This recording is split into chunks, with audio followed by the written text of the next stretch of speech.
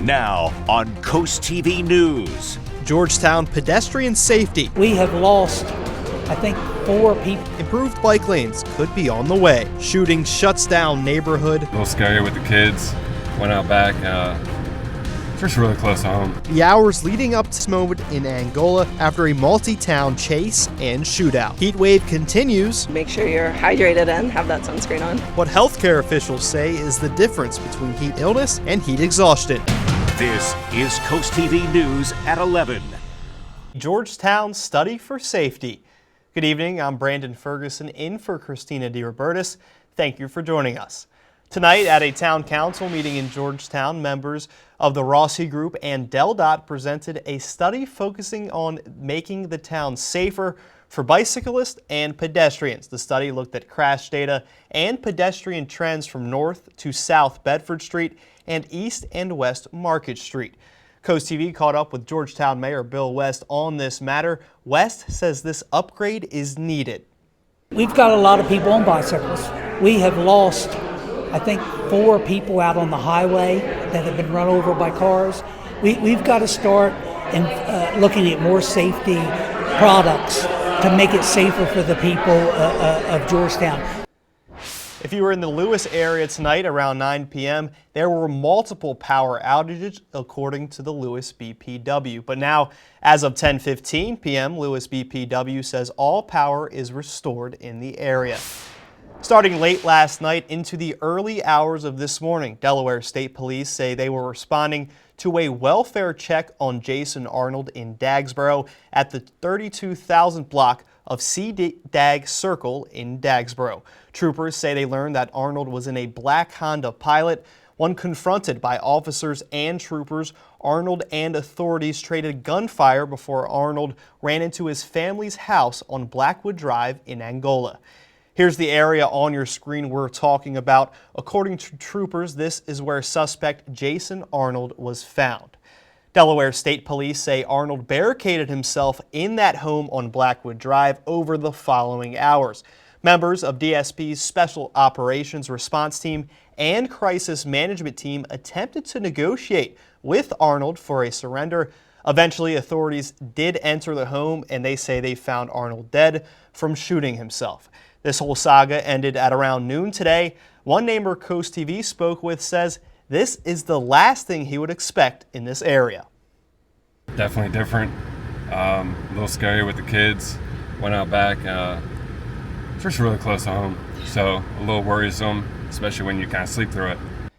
And to be clear, no officers were injured. One neighbor, a 69-year-old woman, was injured but has since been released with minor injuries as this investigation continues.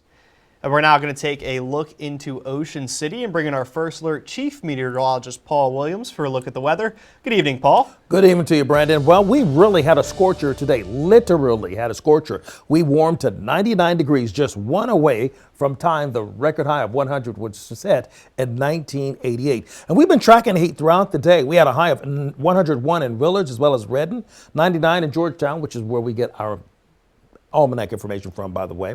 Seaford, Longneck, Milton, Harbison, Delmar, Jones Crossroads, and Milford all clocked at least 98 degrees for today. Now we've settled down a bit, cooled down tremendously compared to where we were. We're in the 80s right now, but we're in the 80s, and I'm saying to you, we've cooled down. We are at 84 degrees, and we've cooled down. That's how serious the heat really is. And we still have a heat index of 93 in Seaford for right now. An extreme heat warning, and that's the point that I was trying to make more than anything else.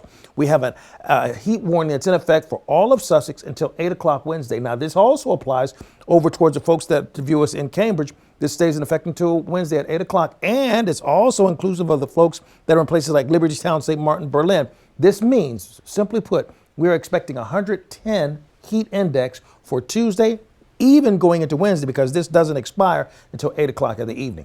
Coming up, we'll talk in more detail about additional problems and complications with the heat and the overexposure to too much sunlight, believe it or not. Thank you, Paul. On that note, sunscreen in the sand and water bottles on the boardwalk. Doctors and lifeguards say you need both to stay safe in the heat. As Coast TV News reporter Zakia Jennings shows us, lifeguards say staying hydrated is the key to avoiding heat illnesses. keeping an eye on beachgoers from the Rehoboth Beach Patrol Station. That's what Ella Murray, a lifeguard and EMT, does on a daily basis. Murray says properly hydrating is key to staying safe in the summer heat. I'd say the biggest misconception is people come out here and they're drinking sodas, they're drinking sugary drinks like Gatorade, and they think that that's hydrating them, and it's actually doing the opposite. It's very dehydrating. Dr. Nick Perchiniak with BB Healthcare shared how you can spot the difference in heat illnesses. With heat exhaustion, typically you get dizziness, headache, sometimes there can be nausea and vomiting.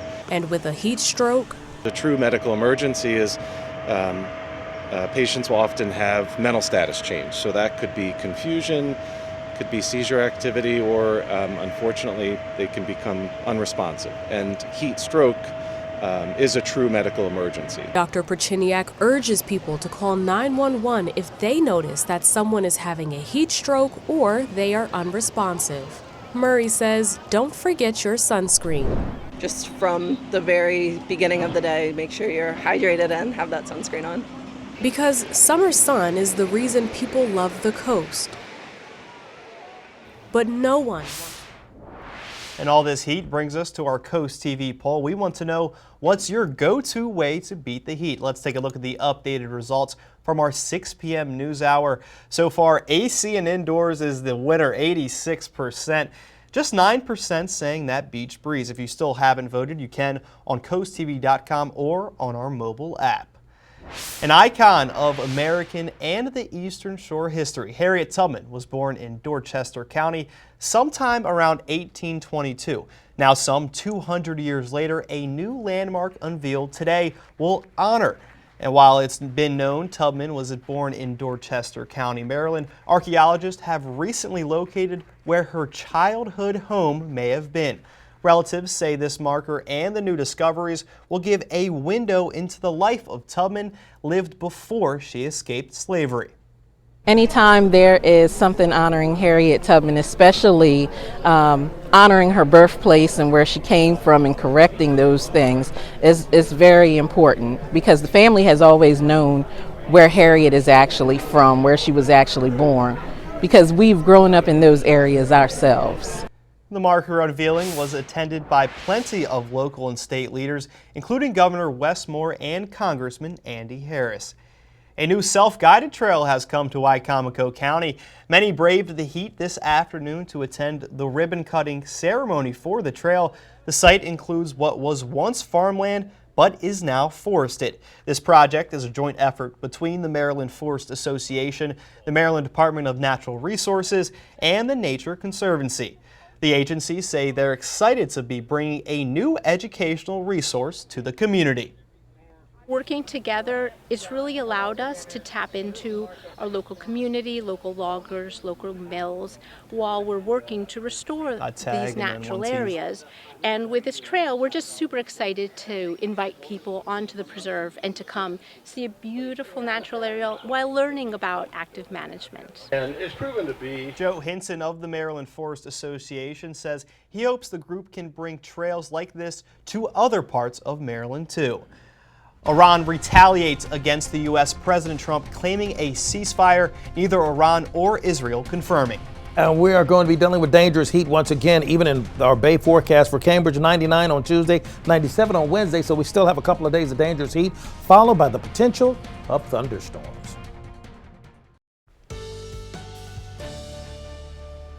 Dangerous heat continuing to be the theme of the day, the night, and for the next couple of days, because we're under what's called an extreme heat warning. I'm going to detail that for you in just a moment. Stick around, because this is going to affect us for the next couple of days. We warmed to 99 degrees for the high in Georgetown. Now, that was just 1 degree shy of tying the record high of 100, and that was set back in 1988. 97, that was where we ended up for the high in Easton as well as Cambridge, and we had 98 for the high in Dover. Now, even with the temperatures dropping, thanks to the sun going down, we're still 4 to 6 degrees warmer than we were just 24 hours ago. Currently, we are in the 80s, and we've cooled down to the 80s, as I was trying to stress that point before we went to break.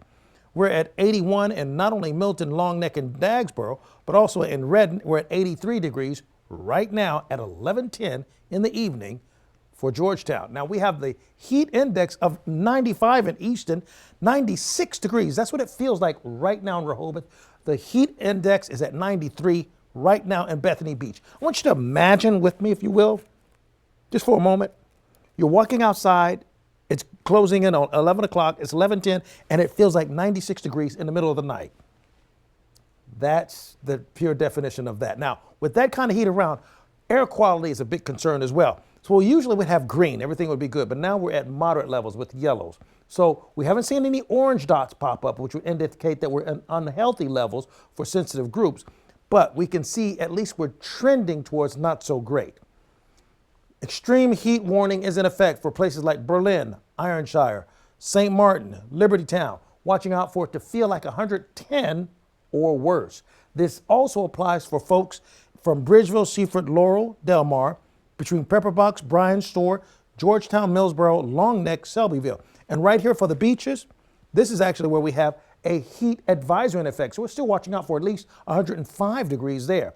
Heat warning is also active for Cambridge, Linkwood, Trapp, Bucktown, and Cornersville and all places surrounding. Now, with that kind of heat amassing, we have air quality alerts that's in effect for the Jersey area, and it's not a general area, but we have high pressure that's dominant for right now. Near record-breaking heat for us expected for Tuesday going into Wednesday. So keep this in mind. Tuesday is going to be hazy, hot, and humid, period. Wednesday, oppressive heat. UV index still remains on the high side. Along the coast for Tuesday, high of 95 in Dewey Beach and Lewis, high of 92 in Bethany Beach, Chincoteague. Blazing sunshine in Ocean City, and 93 for the high. We take a look at what's happening. We're going to get up to 100 degrees in Millsboro for tomorrow at 4 o'clock. We're going to get up to 101 in Salisbury, 100 Delmar, 100 degrees is what we're expecting in Seaford. Now, that's not the heat index. That's the actual temperature that we take in the shade. Scattered showers begin to push through possibly. Now, with that kind of heat and humidity in place, we're going to pull out our skeeter meter that we usually would save for Thursday, Friday. We got to actually pull it out for right now because we're looking for extreme levels of mosquito activity for Tuesday and for Wednesday because of the high heat and the high humidity and the abundance of moisture there. This muggy meter tells the story. We're at miserable levels to very humid, and we dance in that area until we get to maybe to humid. We drop the humid by Thursday, and then as far as the future feels like, it's going to feel like triple digits on Tuesday, triple digits on Wednesday, going even into Thursday to 104 to 105 degrees in some areas.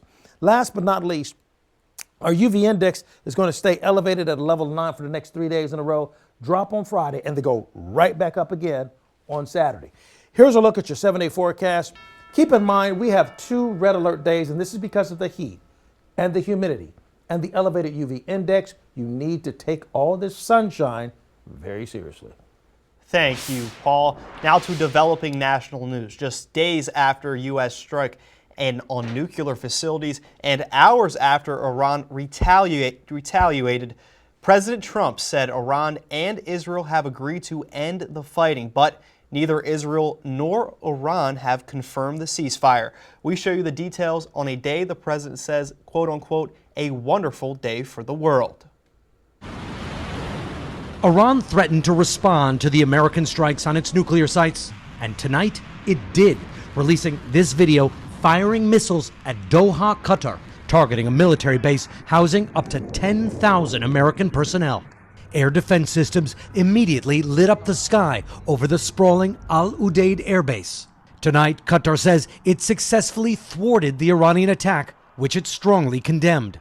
A senior Qatari official telling NBC News Qatar was expecting the attack. Hours earlier, Qatar closed its airspace, and Americans in the country were told to shelter in place. The Iranian attack appears to have been largely symbolic.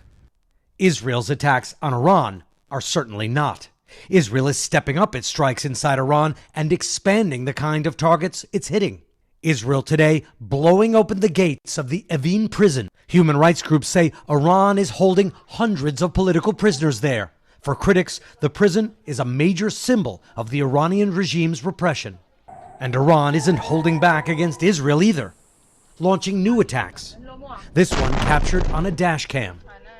Another tearing off the front of an entire apartment block in Tel Aviv, leaving just a skeleton. An Iranian ballistic missile fired in retaliation to the American strikes in Iran exploded right here, destroying everything in the area except for this lone safe room with that metal window and reinforced concrete walls. Remarkably, a family of 4 was crammed inside, and all of them survived. What is it like for you now to look at your apartment like this? What can I say? It's my life. Osnat Steinberger was trying to recover photographs and her paintings today from her apartment. But even with everything gone, she told us she still supports what Israel and the U.S. are doing, saying better to fight Iran now while it's weak. We learned from 7 October that when somebody is threatening you for many years, believe him. But with so much destruction, she says she hopes it's over now and that it's time for negotiations. Richard Engel, NBC News, Tel Aviv. President Trump is scheduled to leave for the NATO summit tomorrow morning. Oil prices plunged more than 7% today. The market was expressing relief that Iran's response to U.S. military strikes was far more limited and symbolic than feared. Oil prices started tumbling Monday after Iranian missiles launched toward a U.S. base in Qatar. They were intercepted. The more than 7% drop represents the biggest one-day decline since early April. The steel sell-off wiped out an initial spike Sunday night, driven by concerns Iran could lash out by targeting energy infrastructure in the Middle East. Back here in the United States, the Supreme Court made it easier today for the Trump administration to deport convicted criminals to third world countries, to which they have no previous connection. DHS says they can now quickly deport detainees that seem dangerous to countries such as South Sudan, which has agreements with the U.S. government to accept them. The Department of Homeland Security calls it a victory for the safety of the American people. But the 3 justices on the court dissented that, one writing that the court is rewarding lawlessness by allowing the violation of due process. Coming up, the first New York power plant in decades. We take a look at the plans. This is Coast TV News at 11. New York is planning to build its first nuclear power plant in decades. New York governor made the announcement today, and she did not specify where the plant will be built or the cost for the project, but she said New York will reach out to the private sector to help fund the plant. Officials hope the new facility will provide enough electricity for at least 1 million homes and prevent rolling blackouts that have affected other states. Hutchell added safety will lead the way in this planning. Americans looking to stretch their budgets are now using buy now, pay later options for everything from groceries to cruises, but soon choosing the buy now, pay later option could affect credit scores. FICO, the company that developed the most widely used U.S. credit score, has plans for a new credit score model. It factors in BNPL loan data to evaluate creditworthiness. FICO expects the new model will be ready for release this fall. How much money would you need to earn to feel financially secure? According to a new survey from Bankrate, 45% of Americans think they would need to make $100,000 or more a year to quote-unquote feel comfortable. A quarter of Americans say it would make $150,000 or more. On the flip side, 45% of Americans say they would feel financial freedom by making less than 6 figures. And while 34% said they feel comfortable making at least $50,000 overall, and 77% of Americans said they did not feel completely financially secure, and while 32% said they will never feel financially secure. Summer is officially here, and the start of one of the busiest travel seasons of the year is underway. With gas prices still at the lowest they've been since 2021 for now, AAA expects a record number of people to hit the road over the 4th of July holiday period. It runs from Saturday, June 28th to Sunday, July 6th. During that period, AAA predicts nearly 62 million Americans will take a trip by car. People traveling by air for the holidays also could set a new record, with nearly 6 million travelers expected to hit the skies. To the courts, 2 Bayside South foes will battle it out to improve in the Maryland Supreme Summer League standings. Here's a look at your golf forecast. We're going to have lots of sunshine, but to be honest, I'm not going to call it good or excellent. I'm going to call it fair because the heat index is going to be plus 100. It's going to be too hot to be out there is what I'm trying to say. School's out for the summer, and while it means fun in the sun for kids, it can also be expensive for parents as they juggle childcare needs. Data shows that costs skyrocket for parents during the summer. In today's Consumer Watch, Jen Sullivan looks at how much parents spend and ways you can save.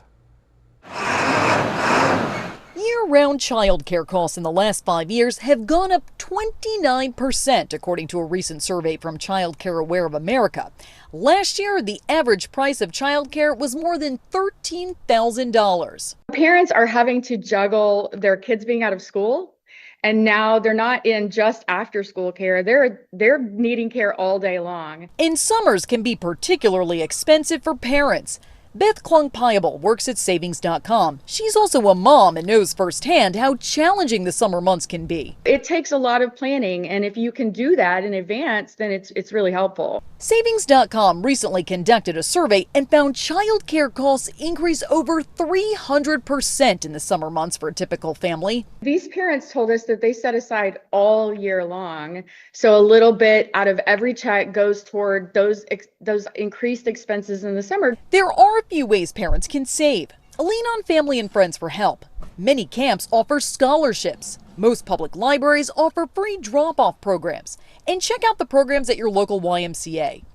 And if you're looking for free activities, most public parks have free splash pads, and some museums offer free days. Kind of plan around, these are the free events that we're going to load our summer up with, and we're going to have a great time, but it's not going to break the bank. And if you're looking to do a family trip, Klung-Piable says hotels and airfare tend to be cheaper towards the end of August. For Consumer Watch, I'm Jen Sullivan. This is a surprise to no one. Too much screen time can be hazardous to child's mental health. A study in the Journal of the American Medical Association finds nearly half of the nation's young people are on track to become addicted to their cell phones. More than 40% of them were likely to have the same problem with video games. Researchers say kids who spend extensive time on social media and mobile phones have at least twice the likelihood of developing mental health issues compared to those who have less screen time. Girls were found to be at a higher risk of social media addiction, while boys trend more toward addictive video game use. Delmarva Sports Network from the Wawa Studios. What's going on, sports fans? It's the official first week of summer, and Maryland Supreme Summer League hoops are in full swing. We will start with Team Green, better known as Parkside, against Aarons, who represents Pocomo. Aarons gets firing early. Michael Ames knocking it down from Tripletown. 3-0 lead off the first possession. Javon Kamagi shows what he can do for Team Green as he grabs the board and hits the spot-up triple to tie the game 5-5 with 17 minutes left to go in the first half. Then it's Josiah Sherwood slamming it for 2. 10:15 to go in the first half. Jameer Roberts gets the rock back and drains it to give Aarons a 15-12 lead. 4 minutes to go in the first half. Jaden Mason with a Euro step, extending Aarons' lead 19-16. Aarons leads Team Green 23-17 at the half. Then LaMarquise Douglas with the acrobatic finish, giving his team a 25-17 lead out of the half. Aarons' full court press is proving to be an issue for Team Green. Douglas intercepts the pass and then finishes the silky smooth Euro step to give Aarons a 27-22 lead. Aarons would go on to win and defeat Team Green 45-40. And if you want to see the other games from Maryland Supreme Summer League basketball, make sure you subscribe and check them out on DSM Plus today. That over sports. Have a great night, everybody. After the break, here on Coast TV News at 11, as we take a live look into Salisbury, we check in with our chief meteorologist, Paul Williams, for a look at the possibly record-breaking temperatures. Each Friday, you can cheer up with a weekly dose of local good news from Coast TV. It's full of features, cool things to do each weekend, and more. You can sign up now for our Feel Good Friday newsletter at coasttv.com/sign up. And go ahead and grab a tall glass of water. We all need it with this heat wave. Monday is National Hydration Day. Hydration Day is a reminder that drinking lots of fluids and being hydrated is one of the best things you can do for your body. So stay hydrated on these hot summer days, drink plenty of fluids, and make it a part of your daily routine. Paul, we're all going to need some water this week. We are, and you know what? Not a bad idea to sprinkle a little Himalayan salt in there too, so you have the right electrolytes. That way you don't have to go and purchase it. It's kind of a hack there for you. All right, so Ocean City, 78 degrees, and we're going to stay at 78, mostly clear skies. Extreme heat warning is in effect for our entire viewing area. Watching out for the heat index to climb to 110 or above. Finally, here's a look at the extended forecast. Want to remind you a couple of things. First of all, we have a red alert day for Tuesday and Wednesday. So we're looking for the heat, and we are under the the extreme heat warning actually will stay in effect until 8 o'clock Wednesday. I don't foresee it sticking around until past Thursday because we're expecting scattered showers and thunderstorms. However, since we're looking for 2 days where we're literally going to fry like a frying pan, those thunderstorms could come in a little bit on the hot side with some isolated thunderstorms that could be a bit severe. And believe it or not, by the time we get to Friday, with all the heat that we've lived through, Friday's going to feel like a very chilly day because we're looking at a tremendous drop of 76 degrees. So you compare a heat index of 120 to 76 degrees, that's going to be a crazy turnaround. Thank you for that, Paul, and thanks for joining us here for Coast TV News at 11. For more news and local weather, download our Coast TV News app. The Tonight Show, starring Jimmy Fallon, is up next. We'll see you tomorrow morning for Coast TV News at 5 a.m. Have a great night.